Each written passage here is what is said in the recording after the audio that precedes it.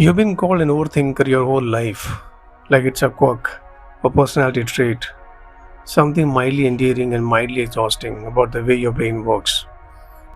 But that's just how you are. But what if it isn't just how you are?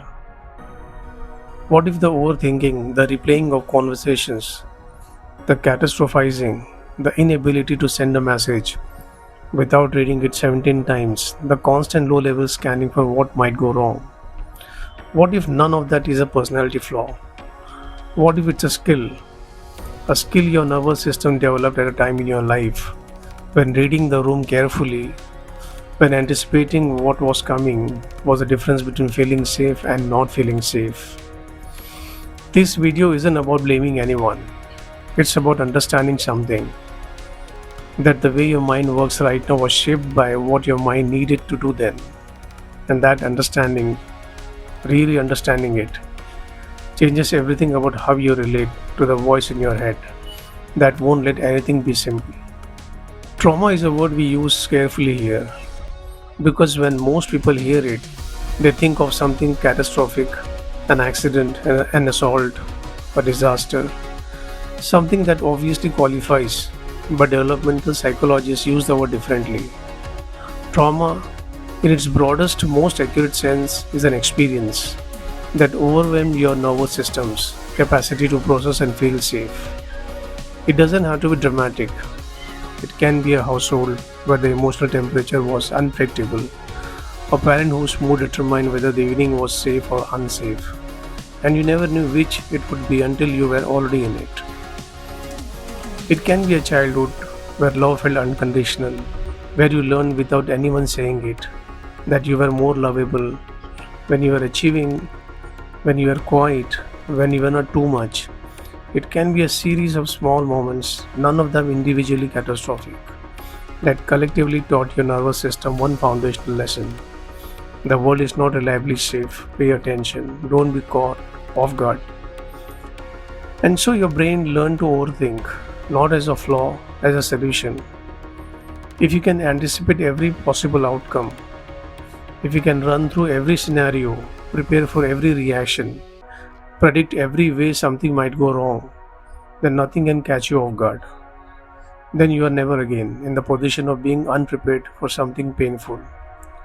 Overthinking at its roots is a form of hypervigilance, and hypervigilance is your nervous system's attempt to protect you from being hurt again by something you didn't see coming. Think about the specific ways your overthinking shows up. The message you read 17 times before sending because you learned somewhere that the wrong words could change everything. The constant checking, did they respond? Are they okay? Did I say something wrong? Are we okay? Because somewhere in your history, the absence of reassurance meant something was wrong. The inability to receive a compliment without immediately discounting it. Because trusting good things meant being unprepared when they turned out not to be true. All of it connected, all of it making sense, not as character flaws, but as adaptations. Intelligent, creative, effective adaptations to an environment that required them.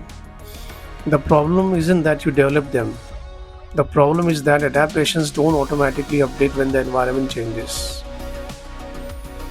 You are no longer in the environment that required this level of vigilance, but your nervous system doesn't know that yet. It's still running the old program, still scanning for threats that may no longer be there, still preparing for outcomes that are no longer likely, still treating every ambiguous situation as potentially dangerous because once upon a time ambiguous situations sometimes were. This is not your fault. You didn't choose the wiring, you developed it the way all humans develop their core patterns by responding intelligently to the environment you were given. But here is what matters.